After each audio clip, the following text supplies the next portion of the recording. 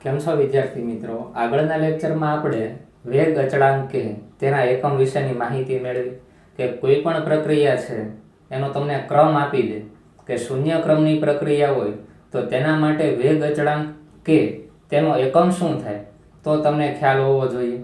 કોઈ પણ તમને આપી શકે, પ્રથમ ક્રમની પ્રક્રિયા હોય, દ્વિતીય ક્રમની પ્રક્રિયા હોય, તૃતીય ક્રમની પ્રક્રિયા હોય, કોઈ પણ હોય તો જો વેગ અચળાંક કે માટે આપણે એક સૂત્ર મેળવી લીધું હતું કે વેગ અચળાંક કે બરાબર આપણે શું એકમ લખી શકાય તો કે મોલ ઇન્ટુ લીટર ઇનવર્સ. આની ઉપર શું આવશે 1 - n ઘાત છેદમાં સેકન્ડ. આનો તમે ઉપયોગ કરીને તમને કોઈ પણ પ્રક્રિયાનો ક્રમ આપેલો હોય તો એના બરાબર n ની વેલ્યુ મૂકી દેશો તો તમને વેગ અચળાંક કે તેના એકમો મળી જશે. n બરાબર શું છે? પ્રક્રિયા ક્રમ છે. એ તમને ખાસ ખ્યાલ હોવું જોઈએ. પ્રક્રિયા ક્રમની વેલ્યુ શું હોઈ શકે? 0 એટલે કે n ની વેલ્યુ 0 હોય, 1 2 3 ગમે તે હોઈ શકે. પોઈન્ટ વાળી વેલ્યુ પણ હોઈ શકે. તો વેગ અચળાંક કે તેના એકમો ખાસ IMP છે, MCQ ની અંદર ઘણી વખત પૂછાય છે તો એ તમને યાદ હોવા જોઈએ. તેના આપણે એક્ઝામ્પલ પણ જોયા. પછી આપણે શું જોયું તો કે પ્રક્રિયાના આપણા બે પ્રકાર પાડ્યા હતા. એક હતી પ્રાથમિક પ્રક્રિયા અને બીજી હતી જટિલ પ્રક્રિયા. પ્રાથમિક પ્રક્રિયા માટે આપણે કંઈક એવું કીધું હતું કે જે એક તબક્કામાં પૂરી થઈ જતી હોય, એટલે કે એક જ સ્ટેપમાં પ્રક્રિયા થાય, પ્રક્રિયકનું નિપજમાં રૂપાંતર થઈ જશે. એમાં એક સ્ટેપ કરતાં વધારે આગળ સ્ટેપ હોતા નથી. તેવી પ્રક્રિયાને આપણે પ્રાથમિક પ્રક્રિયા કહેતા હતા. પછી આપણે આવી જઈએ જટિલ પ્રક્રિયામાં. જટિલ પ્રક્રિયા માટે શું કહેતા હતા તો કે જે પ્રક્રિયા એક તબક્કામાં પૂરી ન થાય, એટલે કે એક કરતાં વધારે તબક્કામાં જો પ્રક્રિયા થતી હોય તો તેને આપણે જટિલ પ્રક્રિયા કહેતા હતા. તો જટિલ પ્રક્રિયાની જ્યારે વાત કરીએ તો તેમાં પણ શું આવે? કોઈ પણ એક રાસાયણિક પ્રક્રિયા જોઈએ તો આપણે જોશું તો આપણને એમ જ થશે કે એક તબક્કામાં પૂરી થાય, પણ રાસાયણિક પ્રક્રિયાને જોઈને કોઈ દિવસ નક્કી ન કરી શકાય કે તે એક તબક્કામાં પૂરી થશે કે એક કરતાં વધારે તબક્કામાં પૂરી થશે. એ પ્રાયોગિક રીતે જ આપણને મળે. તો કોઈ એક રાસાયણિક પ્રક્રિયા આપણે લીધી, તેના અલગ અલગ તબક્કા લખ્યા કે માનો કે કોઈ એક રાસાયણિક પ્રક્રિયા છે એ 3 તબક્કામાં પૂરી થાય છે તો આપણે 3 તબક્કા લખવા પડે. પછી એમાં પણ શું જોયું હતું કે બધા જ જે તબક્કા હોય એનો જે વેગ હોય, એટલે કે પ્રક્રિયા થવાની ઝડપ હોય, અલગ અલગ હોય. અમુક તબક્કા એવા હતા કે જેની સ્પીડ બહુ વધારે હતી, ઝડપી પ્રક્રિયા હતી. જ્યારે અમુક તબક્કા એવા જોવા મળ્યા કે જેમાં તેની સ્પીડ કેવી હોય? ઓછી હોય. તો આપણે એને શું કહેતા હતા? ધીમો તબક્કો. એટલે રાસાયણિક પ્રક્રિયામાં કોઈ એક એવો તબક્કો હશે કે જે ધીમો તબક્કો હશે, અને આ જટિલ પ્રક્રિયાનો વેગ નક્કી કરવો હોય તો એ ધીમા તબક્કાના ઉપરથી જ નક્કી થાય. શા માટે એવું? તો કે આપણે એક એક્ઝામ્પલ લીધું હતું કે બે ટીમ બનાવીએ, તેમાં અલગ અલગ 3 પ્લેયર લઈએ છીએ. તો એમાં જે ધીમો પ્લેયર હશે એ જ એ ટીમને જીતાડવા માટે મહત્વનું યોગદાન આપે, કારણ કે બીજા 2 પ્લેયર છે બે ટીમમાં એ તો સમાન કક્ષાના અને સારી સ્પીડે દોડી શકે છે, બરોબર? તો આના આધારે આપણે શું કીધું હતું કે રાસાયણિક પ્રક્રિયા હોય તેનો વેગ નક્કી કરવો હોય તો તેમાં જે ધીમો તબક્કો હોય તે અસરકારક હોય, તો તેને આપણે વેગ નિર્ણાયક તબક્કા તરીકે ઓળખતા હતા. ખાસ યાદ રાખજો, આ રાસાયણિક પ્રક્રિયામાં જે ધીમો તબક્કો હોય તેને વેગ નિર્ણાયક તબક્કો કહેવામાં આવે. શા માટે ભાઈ તેને વેગ નિર્ણાયક તબક્કો કીધો? તો કે આ જે ધીમો તબક્કો છે તે જ રાસાયણિક પ્રક્રિયાનો વેગ નક્કી કરે છે કે કેટલા સમયમાં એ પૂરી થશે અથવા તો કેટલી ઝડપથી એ પ્રક્રિયા પૂરી થશે. તો આ ખાસ તમને ખ્યાલ હોવો જોઈએ કે કોઈ પણ રાસાયણિક પ્રક્રિયા હોય તેમાં જે ધીમો તબક્કો હોય તેને આપણે વેગ નિર્ણાયક તબક્કા તરીકે ઓળખીએ છીએ. બીજું એમાં શું આપણે ભણી ગયા કે રાસાયણિક પ્રક્રિયા થાય ત્યારે અમુક એવી નિપજો મળે છે જેને આપણે મધ્યવર્તી નિપજ કહીએ છીએ. તો મધ્યવર્તી નિપજ એટલે શું? તો કે પ્રક્રિયક અને નિપજ કોઈ પણ રિએક્શન જો એ તમને ક્યાંય દેખાવાના નથી, બરોબર, પણ ઇન્ટરમીડિયેટ તરીકેનું કામ કરે, તેને આપણે શું કહીએ છીએ? મધ્યવર્તી નિપજ. તો આટલી વાત આપણે આગળના લેક્ચરમાં જોઈ હતી. હવે આજનો જે ટોપિક છે તે છે આણ્વિકતા. નવો ટોપિક આપણે ભણવાનો છે આણ્વિકતા.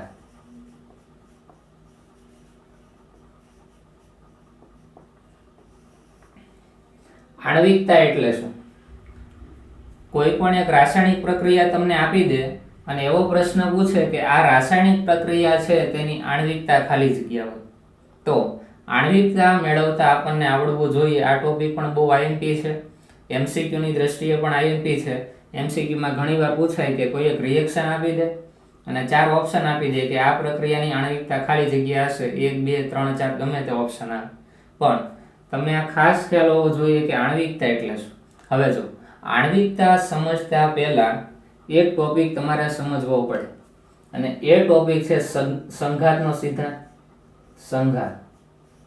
સંઘાત થવો એટલે શું થાય? તો કે અથડામણ. શું કહેવાય એને? અથડામણ નો સિદ્ધાંત.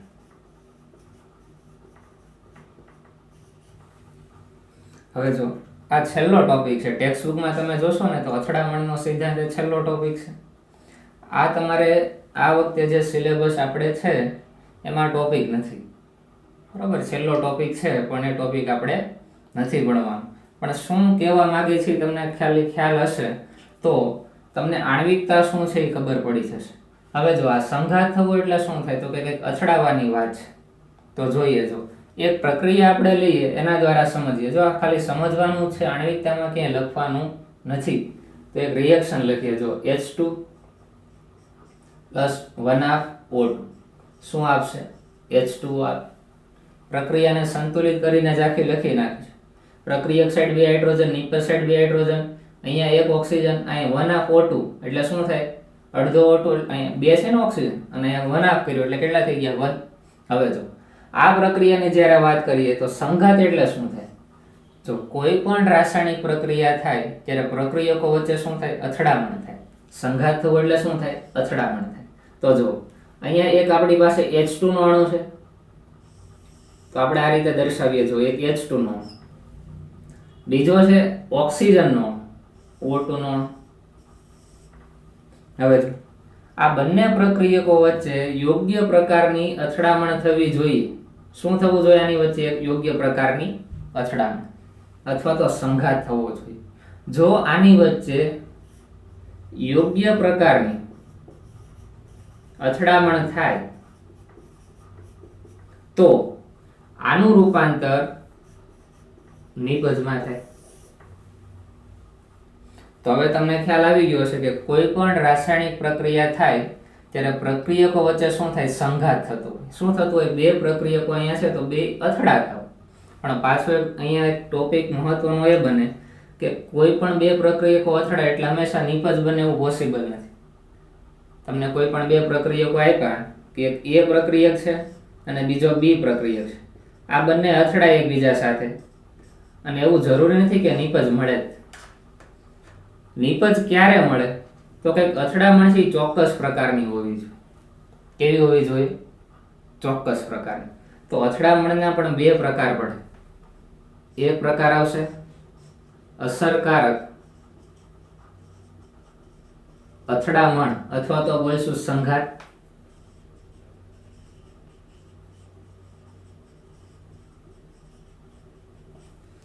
બીજી આવે બિન અસરકારક સંઘાત અથવા તો અથડામણ. તો ખાસ ધ્યાન રાખજો કે કોઈ પણ બે પ્રક્રિયકો વચ્ચે જો અસરકારક સંઘાત થાય તો જ નિપજ મળે. પણ જો બંને પ્રક્રિયકો વચ્ચે જો બિન અસરકારક સંઘાત થાય એટલે કે પ્રોપરલી આની વચ્ચે જો અથડામણ ન થાય તો કોઈ દિવસ નિપજ મળવાની નથી. તો પ્રક્રિયકનું નિપજમાં ક્યારે રૂપાંતર થાય? પ્રક્રિયક હોય રિએક્ટન્ટ, એનું પ્રોડક્ટ P એટલે કે નિપજમાં ક્યારે રૂપાંતર થાય? તો આપણે શું કહેશું? તો કે પ્રક્રિયકો વચ્ચે જો અસરકારક સંઘાત થાય એટલે કે જો કંઈક ચોક્કસ પ્રકારની એની વચ્ચે અથડામણ થાય તો અને તો જ નિપજ મળે, નહીતર નિપજ મળતી નથી. ખાસ ખ્યાલ રાખજો.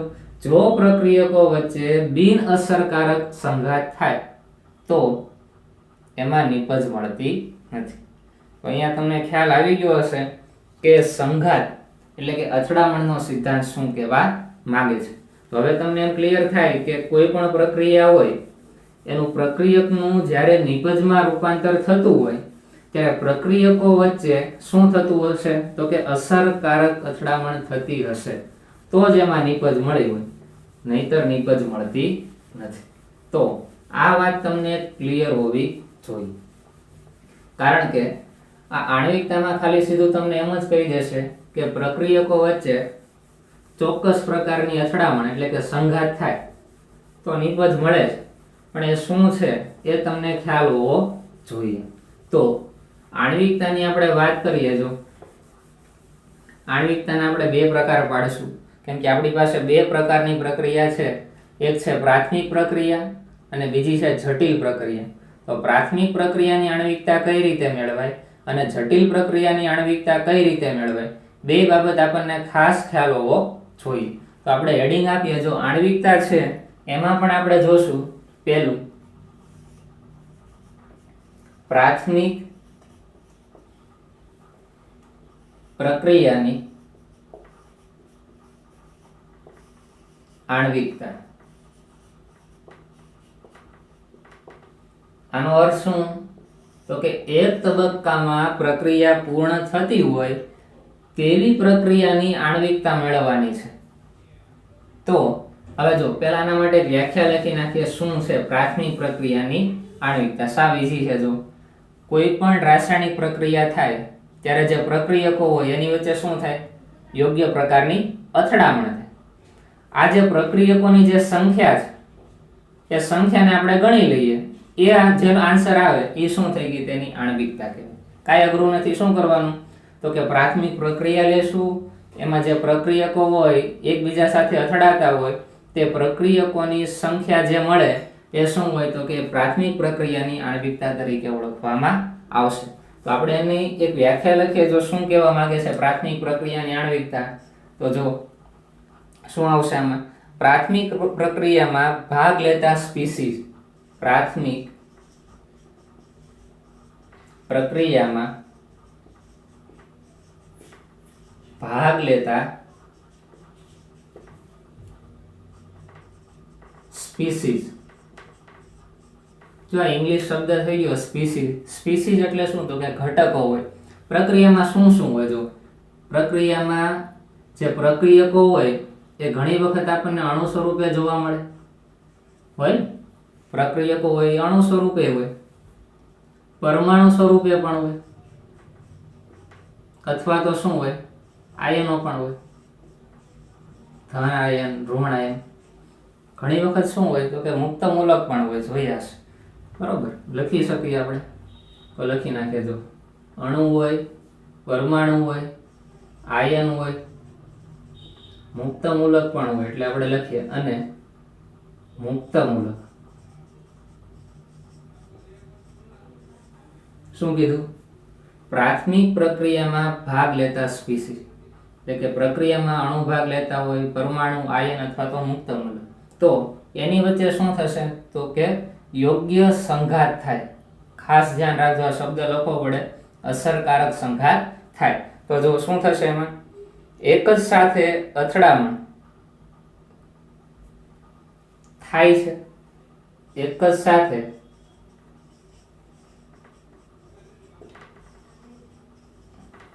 અથડાય. અથડાય એટલે શું તો કે સંઘાત થાય છે.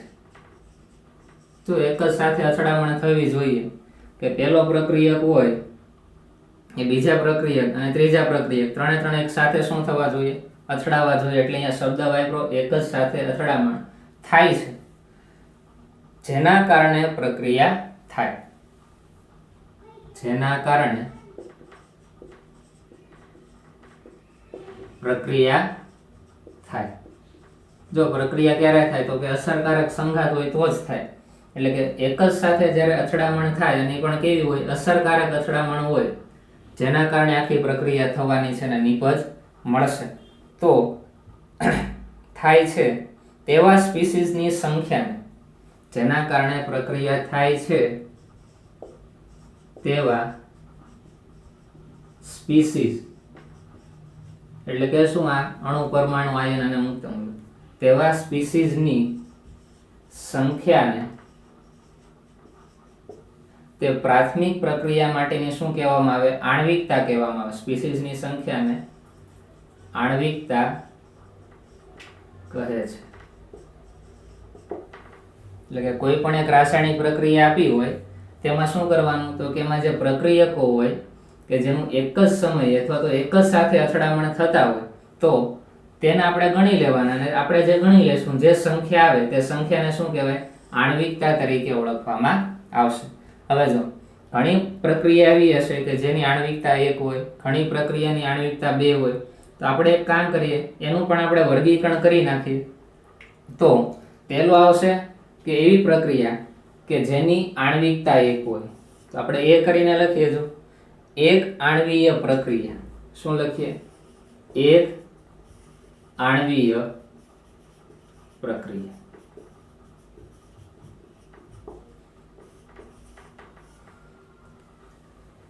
આણ્વિકતાને ઇંગ્લિશમાં બોલાય મોલિક્યુલારિટી, એટલે આપણે એને કેપિટલ M દ્વારા પણ દર્શાવીએ છીએ. ખાસ ધ્યાન રાખજો, અહીંયા ભૂલ ન પડે, મોલારિટી નથી. કેપિટલ M અહીંયા શું છે? આણ્વિકતા માટે આપણે વાપરીએ છીએ. તો એક આણ્વીય પ્રક્રિયા, તો આના માટે મોલિક્યુલારિટી કેટલી આવશે? 1 આવે. કારણ કે તે કેવી છે? તો કે એક આણ્વીય પ્રક્રિયા છે. હવે તમને ખ્યાલ આવી જશે કે અહીંયા જે સ્પીસીસ હશે એ એક જ પ્રકારનો હશે. કેવો હશે? એક જ પ્રકારનો સ્પીસીસ હશે. તો આના માટે આપણે એક એક્ઝામ્પલ જોઈએ. જો શું આપ્યું છે? NH4NO2, NH4NO2, એમોનિયમ નાઇટ્રાઇટ, અને શું બોલાય? Ammonium nitrite. આમાંથી શું બને છે? N2 plus H2. રિએક્શનને સંતુલિત કરી, ઓક્સિજન અહીંયા 1 છે, અહીંયા 2 છે, તો અહીં 2 મૂકવા પડશે. હાઇડ્રોજન સંતુલિત થઈ ગયા છે. તો જુઓ, તો આ જે પ્રક્રિયા આપણે જોઈએ છે તેમાં જે સ્પીસીસ છે, સ્પીસીસ એટલે શું હોય? જો અણુ, પરમાણુ, આયન અથવા તો મુક્ત મૂલક, આ એક અણુ છે, તેની સંખ્યા કેટલી છે? 1 જ છે. આ કેટલા છે? જો આની આગળ કેટલા 1 મોલ લખાય, તો આ પ્રક્રિયક 1 છે, તો આ પ્રક્રિયાની આણ્વિકતા કેટલી થશે? 1 થશે. તો આ પ્રક્રિયા માટે આપણે લખીએ કે પ્રક્રિયાની આણ્વિકતા કેટલી છે? 1 છે. તો એક આણ્વીય પ્રક્રિયા માટે એક આપણે લાઈન લખી નાખીએ. શું લખશું? જે પ્રક્રિયામાં પ્રક્રિયા કરતી સ્પીસીસ 1 હોય, જે પ્રક્રિયામાં પ્રક્રિયા કરતી સ્પીસીસ 1 હોય તેવી પ્રક્રિયાને એક આણ્વીય પ્રક્રિયા તરીકે ઓળખવામાં આવે છે. એટલે કે શું? તો કે જે રાસાયણિક પ્રક્રિયા હોય એમાં જે સ્પીસીસ હોય એ કેટલા હશે? માત્ર 1 જ હોય. અહીંયા દેખાય છે, સાવ ઈઝી છે, આમાં કઈ અઘરું નથી. તો તેને આપણે એક આણ્વીય પ્રક્રિયા તરીકે ઓળખીએ છીએ. હવે બીજું જોઈએ આપણે. જો બીજું આવશે દ્વિઆણ્વીય પ્રક્રિયા. દ્વિઆણ્વીય પ્રક્રિયા. દ્વિઆણ્વીય પ્રક્રિયા માટે આ પ્રક્રિયાની મોલિક્યુલારિટી એટલે કે આણ્વિકતા કેટલી હોય? તો કે 2 હોય. બરોબર. તો અહીંયા શું થશે? આની આ જ લાઈનમાં થોડોક ચેન્જ કરીએ કે જે પ્રક્રિયામાં પ્રક્રિયા કરતા સ્પીસીસ 1 નો હોય, કેટલા હોય? 2 હોય. અથવા તો 2 પ્રક્રિયકો એકબીજા વચ્ચે ચોક્કસ સંઘાત અનુભવીને જે નિપજ આપે, તો તેવી પ્રક્રિયાને દ્વિઆણ્વીય પ્રક્રિયા તરીકે ઓળખવામાં આવશે. તો તેના આપણે એક્ઝામ્પલ જોઈએ. જો આની વ્યાખ્યા લખી નાખીએ પહેલા. જો વ્યાખ્યા શું છે? જે પ્રક્રિયામાં 2 સ્પીસીસ, જે પ્રક્રિયામાં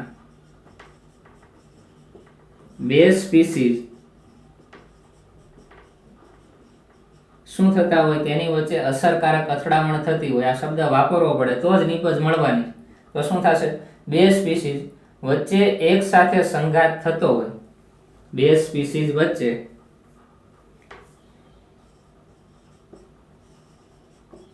એક સાથે સંઘાત થતો હોય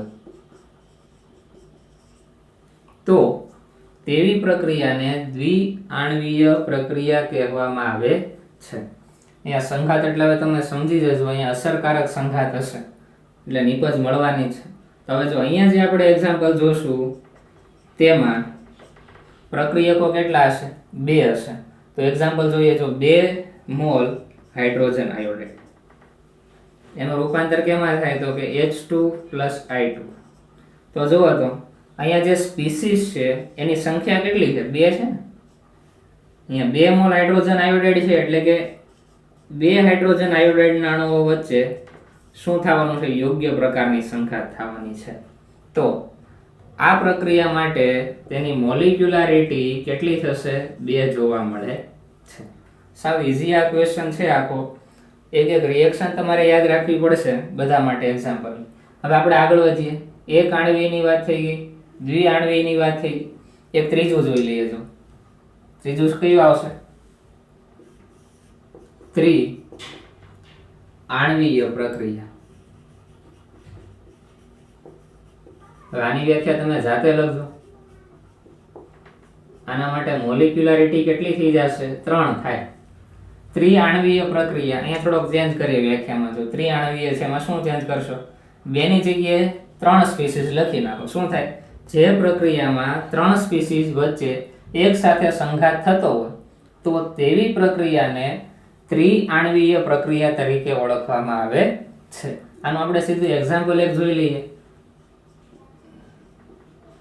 તો અહીંયા પ્રક્રિયકોની સંખ્યા કેટલી હશે? ટોટલ 3 હશે. તો જો એક્ઝામ્પલ શું છે? 2 mall nitrogen monoxide plus O2, 2 mall nitrogen monoxide plus O2.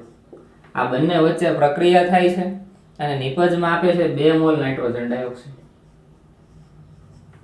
તો જુઓ તો અહીંયા ટોટલ કેટલી સ્પીસીઝ એ અથડામણ અનુભવશે? તો કે 2 કોણ છે? Nitrogen monoxide.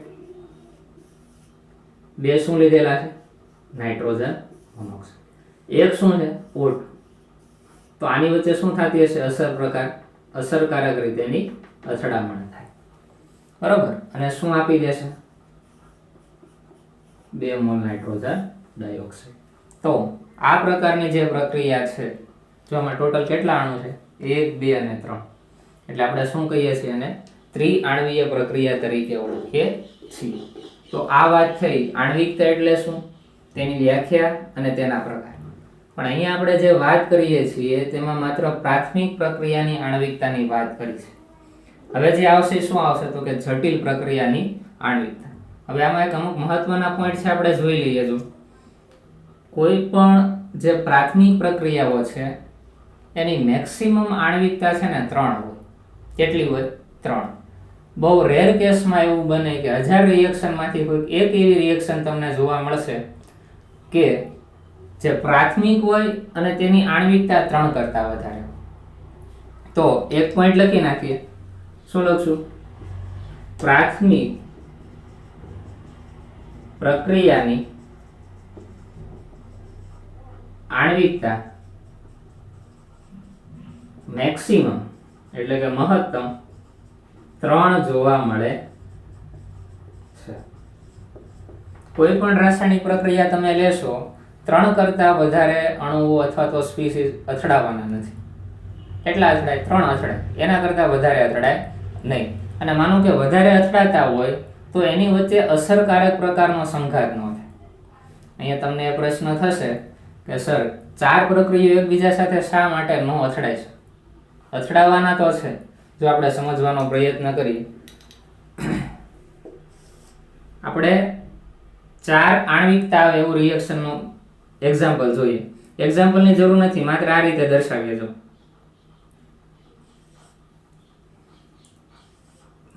આ 4 અણુ છે. કેટલા અણુ છે? 4 અણુ. હવે જો આ ચારે ચાર અણુ વચ્ચે એકબીજા વચ્ચે યોગ્ય પ્રકારનું સંઘાત થવાનું છે? ન થઈ શકે, બરોબર. હવે જો આ છે આની સાથે અથડાય, આ આની સાથે અથડાય, બરોબર, તો આ બંને એકબીજા સાથે યોગ્ય પ્રકારે અથડાવાના નથી, એટલે આ જટિલ થઈ જશે બહુ, બરોબર. પ્રક્રિયકો જો 3 કરતા વધે તો એની વચ્ચે જે અથડામણ થાય, માનો કે આ 4 પ્રક્રિયકો છે, આ પહેલો પ્રક્રિયક, આ બીજો પ્રક્રિયક, R1, R2, R3 અને R4, આ 4 પ્રક્રિયકો છે, તો આની વચ્ચે અસરકારક અથડામણ નથી થતી. હવે જો અસરકારક અથડામણ જ ન થાય તો આ અથડાઈને આમાંથી નિપજમાં રૂપાંતર જ થવાનું નથી. તો આના આધારે આપણે કહી શકાય કે પ્રાથમિક પ્રક્રિયાની જ્યારે આપણે વાત કરતા હોઈએ ત્યારે તેની મેક્સિમમ આણ્વિકતા છે 3 જોવા મળે, બરોબર. અને 3 જે આણ્વિકતા છે એ પણ બહુ રેર છે. એક જ તબક્કામાં પ્રક્રિયા થતી હોય ને એમાં 3 પ્રક્રિયકો હોય એવું બહુ ઓછું પોસિબલ બને. કારણ કે જો 3 પ્રક્રિયકો હોય તો એક તબક્કામાં પ્રક્રિયા ન થતી હોય. મોસ્ટ ઓફલી હોય કેવી હોય? જટિલ પ્રક્રિયાઓ જ હોય. કેવી હોય? જટિલ પ્રક્રિયાઓ. કારણ કે 3 પ્રક્રિયકો એકબીજા સાથે અથડાતા હોય તો એમાં અલગ અલગ તબક્કામાં પ્રક્રિયા થાય. તો આ ખાસ તમારે ધ્યાન રાખવાનું કે જ્યારે પ્રાથમિક પ્રક્રિયાની આણ્વિકતાની વાત કરતા હોઈએ, એટલે કે જે સિંગલ સ્ટેપમાં પ્રક્રિયા પૂરી થતી હોય એની મેક્સિમમ આણ્વિકતા 3 જોવા મળે. અને પાછું એમ આપણે કહી શકાય કે પ્રાથમિક પ્રક્રિયા હોય અને તેની આણ્વિકતા 3 હોય એ પણ બહુ રેર છે, બરોબર. હોય 1000 રિએક્શન એ કોઈક એક રિએક્શન એવી આપણે જોશું કે જેની આણ્વિકતા 3 હશે. આના કરતાં આગળ આપણે વધવાના નથી. તો આ વાત થઈ પ્રાથમિક પ્રક્રિયાની આણ્વિકતા. હવે જે આપણે બીજો આનો જે પ્રકાર આવશે એ આવશે જટિલ પ્રક્રિયાની આણ્વિકતા. તો એ સ્ટાર્ટ આપણે કરીએ. શું આવશે હવે? જટિલ પ્રક્રિયાની આણ્વિકતા. હવે આપણે આગળ વધીએ, બીજો પ્રકાર જોઈએ. શું આવશે? જટિલ પ્રક્રિયાની આણ્વિકતા.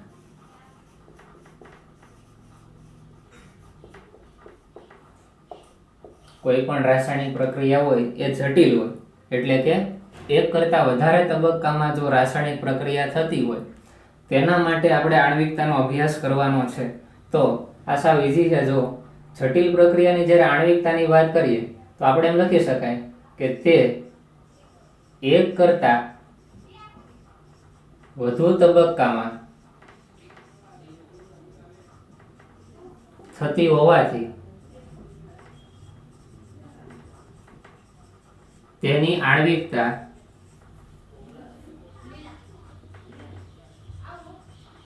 મેળવી શકાતી નથી. તો આ બહુ સારી વાત થઈ ગઈ જો આપણે માટે કે જટિલ પ્રક્રિયા માટે આણ્વિકતા મેળવવાની જ નથી. માત્ર પ્રાથમિક પ્રક્રિયા હોય તેના માટે જ આણ્વિકતા મેળવવાની છે. કારણ કે શું થાય કે કોઈ પણ રિએક્શન છે એ કેટલા તબક્કામાં થાય છે આપણને ખ્યાલ આવવાનો નથી. માટે એ રિએક્શનના કેટલા તબક્કા હોય એમાં ક્યાંય આપણે પડતા નથી. તો આપણે શું કહીએ છીએ કે જટિલ પ્રક્રિયા હોય તો એ એક કરતાં વધુ તબક્કામાં થતી હોવાથી તેની આણ્વિકતાને આપણે ધ્યાનમાં લેતા નથી, અથવા તો જટિલ પ્રક્રિયા માટે આણ્વિકતા હોતી જ નથી, બરાબર. માત્ર પ્રાથમિક પ્રક્રિયા માટે જ આપણે શું જોઈએ છીએ? આણ્વિકતાનો અભ્યાસ કરીએ છીએ.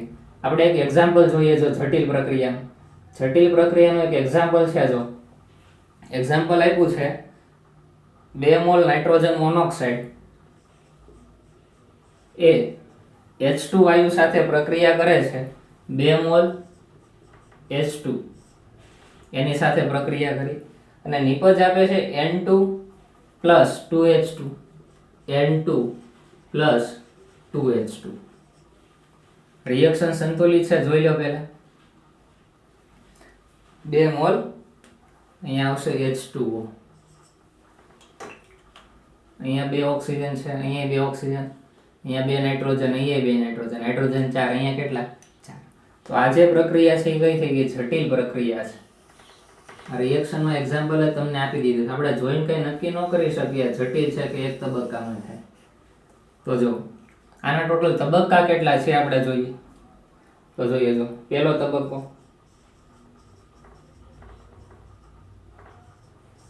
પહેલા તબક્કામાં શું થાય? જો 2 મોલ નાઇટ્રોજન મોનોક્સાઇડ છે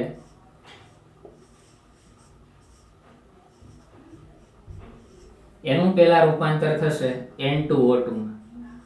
કેમાં રૂપાંતર થાય? N2O2 માં. હવે બીજો તબક્કો જોઈએ.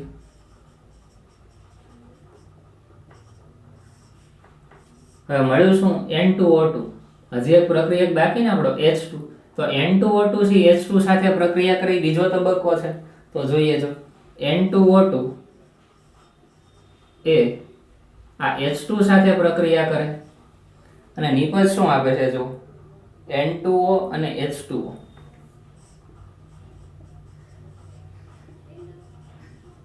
આ બીજો તબક્કો છે. અહીંયા જો બે પ્રક્રિયકો વપરાય નથી ગયા હજી. અહીંયા H2 નો આપણે 1 મોલ જ વાપર્યો છે. હજી 1 મોલ H2 બાકી રહી ગયું. તો હવે જો તબક્કા નંબર 3 માં જઈએ આપણે. ત્રીજા તબક્કામાં શું થશે? જો ત્રીજા તબક્કામાં આ જે નિપજ આપણને N2O મળી છે એ હજી 1 મોલ H2 વપરાણો નથી, એની સાથે પ્રક્રિયા કરશે અને શું બનાવી દેશે? N2 બનાવશે. શું બનાવે? N2 બનાવે છે. અને સાથે સાથે નિપજમાં શું આવશે? H2O આવશે. તો હવે જો આ ત્રણે ત્રણ તબક્કા છે, બરોબર, આ જટિલ પ્રક્રિયાના તબક્કા થઈ ગયા. આ છે મેઇન રિએક્શન છે. આપણે જોઈને નક્કી ન કરી શકીએ કે કેટલા તબક્કામાં થાય. તો એની મિકેનિઝમ જોઈ તો આપણને એવું ખબર પડ્યું કે આ 3 તબક્કામાં થાય છે. એટલું ક્લિયર છે? હવે જો આપણે આગળ વધીએ. આ જે રિએક્શન છે એને આપણે આગળ જોયું તો જો જટિલ પ્રક્રિયા હોય તેના જે તબક્કા હોય એ પોતે સ્વતંત્ર રીતે પ્રાથમિક પ્રક્રિયા તરીકે વર્તે. તો આ જે તબક્કો 1 છે એ પોતે સ્વતંત્ર તબક્કો છે એટલે આ પ્રાથમિક પ્રક્રિયા થઈ. એવી રીતે આ પણ પ્રાથમિક પ્રક્રિયા થઈ અને આ પણ શું થઈ? પ્રાથમિક પ્રક્રિયા જ કહેવાય. શું કીધું હતું? તો કે જટિલ પ્રક્રિયામાં રહેલા જે તબક્કાઓ છે તે સ્વતંત્ર રીતે, જો આને કોઈને ધ્યાનમાં ન લો, ખાલી તબક્કા 1 ઉપર તમે ફોકસ કરો તો એક જ તબક્કામાં થાય છે, એક જ સ્ટેપમાં થાય છે. બરાબર, 3 રિએક્શન જો એક સ્ટેપમાં કમ્પ્લીટ થવાની. તો આપણે શું કીધું હતું કે જટિલ પ્રક્રિયામાં જે તબક્કાઓ હોય છે એ સ્વતંત્ર રીતે પ્રાથમિક પ્રક્રિયા તરીકે વર્તે. અને જો પ્રાથમિક પ્રક્રિયા તરીકે વર્તતા હોય તો તેની કંઈક આણ્વિકતા હોય.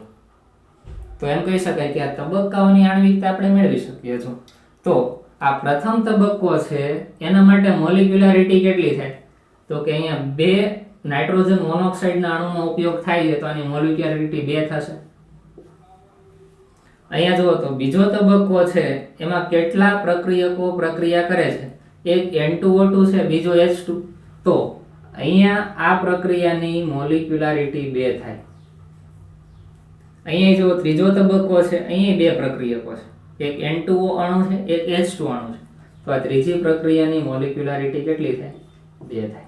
પણ અહીંયા ધ્યાન રાખજો, તમને એમ થશે કે 3 નો સરવાળો કરીએ તો આ જટિલ પ્રક્રિયાની કુલ આણ્વિકતા મળે. એવું કોઈ દિવસ ન હોય, એવું કોઈ દિવસ થતું નથી. એક કામ કરીએ, જો આનો સરવાળો કરીએ, આ પ્રક્રિયાનો શું કરીએ? સરવાળો. એટલે છેલ્લે કઈ પ્રક્રિયા મળે? છેલ્લે આ જ પ્રક્રિયા મળવાની છે. જો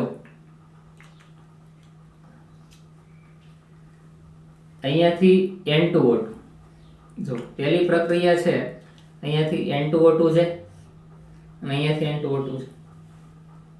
નિપજ સાઈડથી ઉડે, સામે પ્રક્રિયક સાઈડથી ઉડાડવાનું. બે સાઈડ સરખું હોય, આ સાઈડ એક સાઈડ હોય તો નહીં ઉડાડવાનું. ખાસ ધ્યાન રાખવું, બે સાઈડ સામા સામા હોવા જોઈએ. તો અહીંયા જે N2O2 છે આ જશે, અહીંયાથી આ જશે. તો જુઓ તો હવે વધ્યું શું પ્રક્રિયામાં? હવે સરવાળો કરી નાખીએ તો વધ્યું શું? 2 મોલ નાઇટ્રોજન મોનોક્સાઇડ. તો લખીએ જો 2 મોલ નાઇટ્રોજન મોનોક્સાઇડ. ડાબી સાઈડ શું વધ્યું? જુઓ તો આ રિએક્ટન્ટની સાઈડ છે, આ પ્રોડક્ટની સાઈડ. અહીંયા 2 મોલ નાઇટ્રોજન મોનોક્સાઇડ વધ્યું. આ તો વપરાય છે એટલે વધવાનું નથી. H2, અહીંયા એક H2 છે, આ વપરાઈ ગયો, બીજો H2. તો 2 H2 વધ્યા એટલે 2 મોલ H2 છે. તો પ્રક્રિયક સાઈડ આટલા પ્રક્રિયકો વધ્યા. નિપજ સાઈડ શું વધ્યું? જુઓ I ની વધે, I ની વધે, વધે શું? H2O, H2O, 2 મોલ H2O વધે, એક N2 વધે. તો તમે એમ કહેશો સર અહીંયા સરવાળો કર્યો છે તો આ જે જટિલ પ્રક્રિયા જો આ જ બની ગઈ, દેખાય છે ને? આ જ છે, જો ઉપર જે પ્રક્રિયા લખી છે કે નહીં, જુઓ તો આ જ છે પ્રક્રિયા. એટલે હવે તમને ખ્યાલ આવવો જોઈએ કે આ રીતે તમે ઉડાડી શકો. ઉડાડવાના નથી, આ વપરાઈ જાય છે. જો આપણે લખવું આ રીતે પણ રિયલમાં થાય શું કે આનું આમાં રૂપાંતર થાય. આ જે ઘટક છે આ વપરાઈ જશે, આ કઈ વધવાનું નથી, બરોબર? તો આ બધા ઇન્ટરમીડિયેટ કહેવાય, મધ્યવર્તી નિપજ. અહીંયા તમે જોશો, જો હું જે ગોળ રાઉન્ડ કરું છું N2O2, બીજું આ N2. પ્રક્રિયામાં ક્યાંય દેખાય? જુઓ તો મેન રિએક્શન છે, ક્યાંય તમને N2O2 દેખાય છે? અહીંયા દેખાય નથી. એવી રીતે જુઓ તો N2O, અહીંયા ક્યાંય છે N2O? નથી. અહીંયા N2O ક્યાંય નથી. આ પ્રક્રિયા દરમિયાન શું થાય? પ્રક્રિયા થાય ત્યારે બને છે ને ત્યારે વપરાય જાય છે, એમ બોલે ને? આખી પ્રક્રિયા તમે જોવો છો એના તબક્કામાં આ મેન રિએક્શન છે એમાં ક્યાંય N2O2 તમને દેખાતો નથી, પણ અહીંયાથી આ બન્યો ખરા. પ્રક્રિયા દરમિયાન N2O2 બન્યું, પછી N2O2 માંથી પાછું N2O બન્યું. આ બધી અંદર પ્રક્રિયામાં થતું હોય, બરોબર? અને N2O પાછો વપરાઈ ગયો.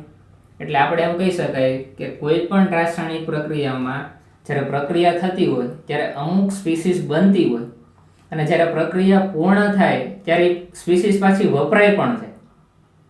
પ્રક્રિયા દરમિયાન અમુક પ્રક્રિયકો પ્રક્રિયા દરમિયાન બનતા હોય અને પ્રક્રિયા પૂરી થાય ત્યારે વપરાય પણ થાય. જો તો N2O2 આ છે, N2O ક્યાંય તમને અહીંયા દેખાતા નથી, એટલે એ બન્યા છે ને વપરાઈ ગયા છે. તો આ જે ઘટકો તમે જોવો છો તેને મધ્યવર્તી નિપજ બોલાય, કે જે રાસાયણિક પ્રક્રિયા દરમિયાન પ્રક્રિયકો બને છે, પ્રક્રિયા શરૂ થાય સાથે સાથે, અને જ્યારે પ્રક્રિયા પૂરી થાય ત્યારે શું થાય? તો કે પ્રક્રિયકો છે એ વપરાય પણ જાય છે, નિપજમાં ક્યાંય દેખાતા નથી, કે પ્રક્રિયકોમાં ક્યાંય દેખાતા નથી. જો અહીંયા મેં ગોળ રાઉન્ડ કર્યા, તમને ક્યાંય પ્રક્રિયકોમાં જોવા નથી મળતા અને નિપજમાં જોવા નથી મળતા, પણ એના તબક્કાઓમાં જોવા મળે છે. એટલે કે અહીંયા બનતા તો હશે ને વપરાય પણ જતા હશે.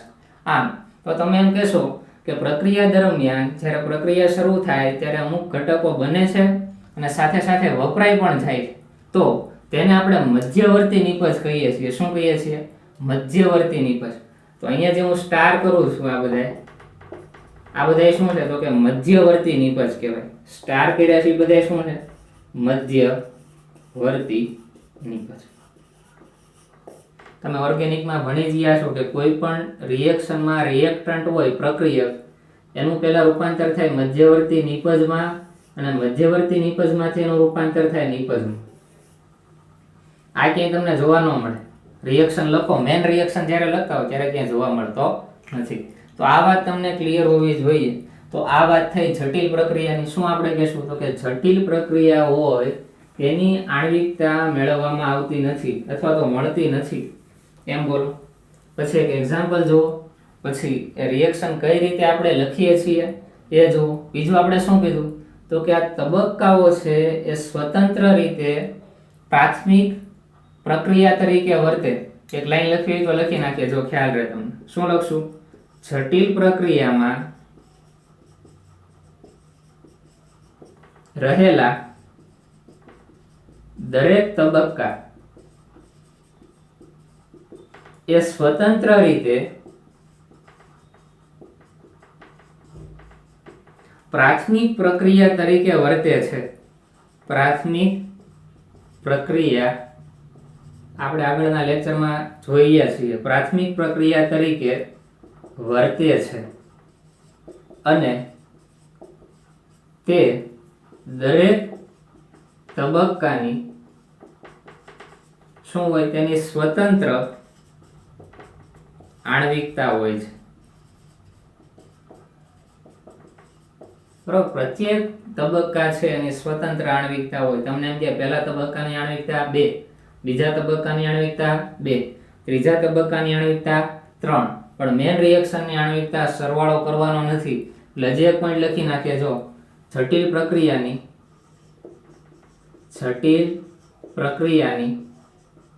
એકંદરે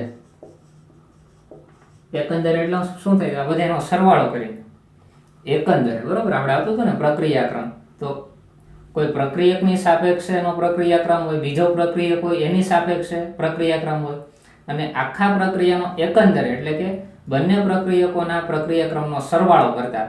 એમ અહીંયા છે સરવાળો નથી કરવાનો. જટિલ પ્રક્રિયાની એકંદરે આણ્વિકતા ન મળે. કોઈ દિવસ આવી ભૂલ ન કરતા કે 3 તબક્કાઓના આણ્વિકતાનો સરવાળો કરી નાખીએ અને આનો આન્સર આપણે કહી દઈએ કે આની મોલિક્યુલારિટી 6 છે. આવું ન હોય કોઈ દિવસ. તો આપણે અહીંયા વાત કરી કે જટિલ પ્રક્રિયાની આણ્વિકતા એટલે શું. તો આખો ક્વેશ્ચન અહીંયા આપણો કમ્પ્લીટ થાય કે આણ્વિકતા છે એના 2 પ્રકાર પડશે. પ્રાથમિક પ્રક્રિયાની આણ્વિકતા અને જટિલ પ્રક્રિયાની આણ્વિકતા. પ્રાથમિક પ્રક્રિયાની આણ્વિકતામાં પાછા 3 પ્રકાર. એક આણ્વીય પ્રાથમિક પ્રક્રિયા, દ્વિઆણ્વીય પ્રાથમિક પ્રક્રિયા અને ત્રિઆણ્વીય પ્રાથમિક પ્રક્રિયા. તો આ ક્વેશ્ચન છે એ આપણા માટે આઈએમપી છે. થિયોરિટિકલ રીતે તમે જુઓ તો એ રીતે પૂછી શકે અને આમાંથી કોઈ પણ રિએક્શન આપીને તમને એની શું પૂછી શકે, મોલિક્યુલારિટી એમસીક્યુમાં પણ પૂછી શકે. એટલે ખાસ ખ્યાલ હોવો જોઈએ. બીજું તમે આમાં શું લખી શકો છો, આ છે એ તમે પ્રયોગ ન કરો, પ્રાથમિક પ્રક્રિયા હોય અને તમને કહી દીધું હોય કે આ 1 તબક્કામાં રિએક્શન થાય છે, તો તમારે કઈ રિએક્શન જોવાની જરૂર નથી, પ્રાયોગિકની જરૂર ન પડે. તમે પ્રક્રિયા જોઈને તમે લખી શકો ને કે એની આણ્વિકતા શું. જો આ પ્રક્રિયા જોઈને કીધું કે આમાં 2 છે તો એની આણ્વિકતા 2, અહીં 2 છે તો 2. તો તમે અહીંયા કહી શકો કે આણ્વિકતા છે એ પ્રક્રિયા જોઈને સીધી નક્કી કરી શકાય. આણ્વિકતા એ પ્રક્રિયાને તમે જુઓ ત્યાં ખબર પડી જાય કે શું આણ્વિકતા હોય. એટલે કે સૈદ્ધાંતિક રીતે મેળવવામાં આવે. એક પોઈન્ટ લખી નાખીએ, આણ્વિકતા છે પ્રાયોગિક રીતે મેળવવાની જરૂર નથી. શું છે તો કે સૈદ્ધાંતિક રીતે મેળવવામાં આવે છે.